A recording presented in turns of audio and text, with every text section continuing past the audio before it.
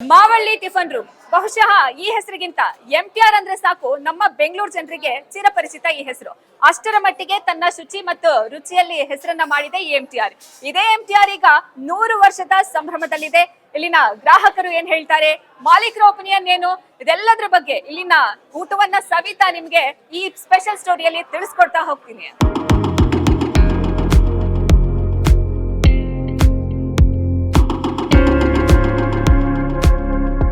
MTR ನ ಮಾಲೀಕರಲ್ಲಿ ಒಬ್ಬರಾದಂತಹ ವಿಕ್ರಮ್ ಮಯ್ಯ ಅವರು ನಮ್ ಜೊತೆ ಇದ್ದಾರೆ. 100 ಇಯರ್ಸ್ ಕಂಪ್ಲೀಟ್ ಆಗಿದೆ. ಕಂಗ್ರಾಟ್ಸ್ ನಿಮ್ಗೆ. Thank you so much. ಏನ್ ಹೇಳ್ತೀರಾ ಈ 100 ಇಯರ್ಸ್ ಕಂಪ್ಲೀಟ್ ಆಗಿರೋ ಎಂಟಿಆರ್ ಬಗ್ಗೆ, ಈ ಜರ್ನಿ ಹೇಗನ್ಸ್ತು? ಜರ್ನಿ ನಾವು ಬರೀ ಒಂದು ಭಾಗದ ಮಾತ್ರ ಪಾಲಾಗಿದ್ದೀವಿ.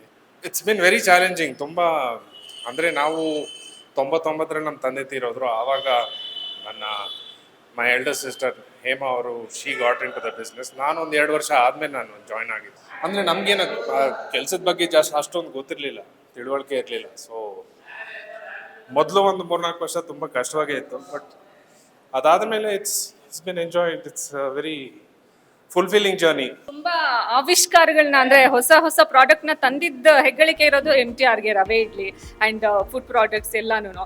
ಸೊ ಈಗ ಈ 100 ಇಯರ್ಗೆ ಏನ್ ಪ್ಲಾನ್ ಮಾಡ್ಕೊಂಡಿದ್ದೀರಾ ಅಂತ?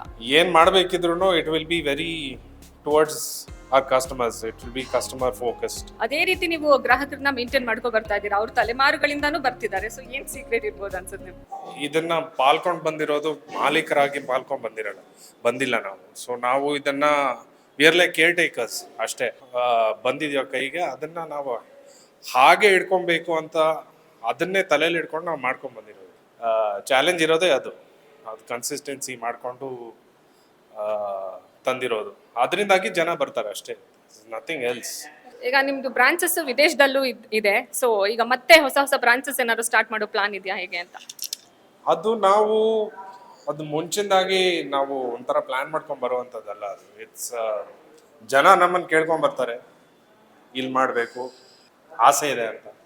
ನಾವು ಅವ್ರಿಗೆ ಏನೇನು ಇದು ಮಾಡಬೇಕಂದ್ರೆ ಅದು ಅಲ್ಲಿನ ಚಾಲೆಂಜಸ್ ಬಿಟ್ಬಿಟ್ಟು ನಮ್ಮ ಕಡೆಯಿಂದ ಏನಾಗಬೇಕು ಅಂತ ನಾವು ಅವ್ರಿಗೆ ಹೇಳ್ತೀವಿ. ಅದ್ರ ಪ್ರಕಾರ ನಾವು ಮಾಡ್ಕೊಂಡು ಹೋಗೋದು. ಸೊ ಇದೆ, 1-2 ಪ್ರಾಜೆಕ್ಟ್ ನಡೀತಾ ಇದೆ. ಹಿರಿಯರಿಂದ ಹಿಡಿದು ಮಕ್ಕಳವರೆಗೂ ಈ ಎಂಟಿಆರ್ ತುಂಬಾ ಫೇವ್ರೇಟ್.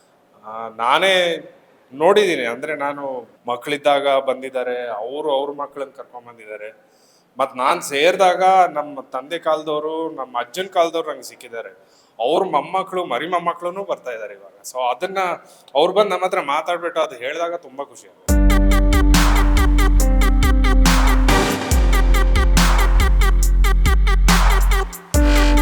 ಬೇರೆ 6 years ಬರ್ತಾ ಇದ್ದೀನಿ.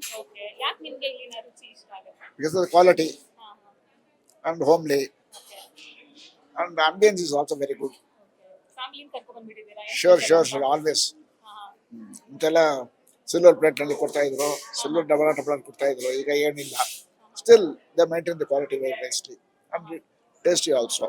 ದೋಸೆ ಪೂರಿ ದೋಸೆ ಚೆನ್ನಾಗಿ ರೆಗ್ಯುಲರ್ ಬರ್ತಾ ಇರ್ತೀವಿ. ತುಂಬಾ ಚೆನ್ನಾಗಿರುತ್ತೆ ಊಟ ಅಂಡ್ ಅನ್ಲಿಮಿಟೆಡ್.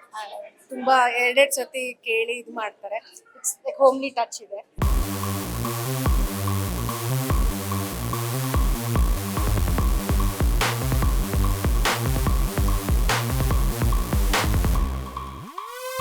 ಬೆಂಗಳೂರಲ್ಲಿ ಫಸ್ಟ್ ಈ ತರ ಊಟ ಸ್ಟಾರ್ಟ್ ಮಾಡಿದ್ ನಾವೇ. ಈ ತರ ಪೂರಿ ದೋಸೆ ಆಮೇಲೆ ರೈಸ್ ಬಾತು, ಜನರಿಗೆ ಭರಪೂರ ಭೋಜನ ಅಂತತಿ ಫುಲ್ ಮೀಲ್ ಇದ್ದಾಗೆ. ಒಂದ್ಸಲ ಇಲ್ಲಿ ಬಂದ್ರೆ ಆಮೇಲೆ ಪದೇ ಬರ್ಬೇಕು ಅನ್ಸ್ಬೇಕು. ಆ ತರ ಇಲ್ಲಿ ಊಟ ಟೋಟಲ್ 21 ಐಟಮ್ ಇರುತ್ತೆ. 2 ರೈಸ್ ಬಾತ್ ಇರುತ್ತೆ, ಪೂರಿ ಇರುತ್ತೆ, ದೋಸೆ ಇರುತ್ತೆ. ಒಂದು 4 ಐಟಮ್ ಬಿಟ್ಟು ಮತ್ತೆಲ್ಲ ಅನ್ಲಿಮಿಟೆಡ್ ಐಟಮ್.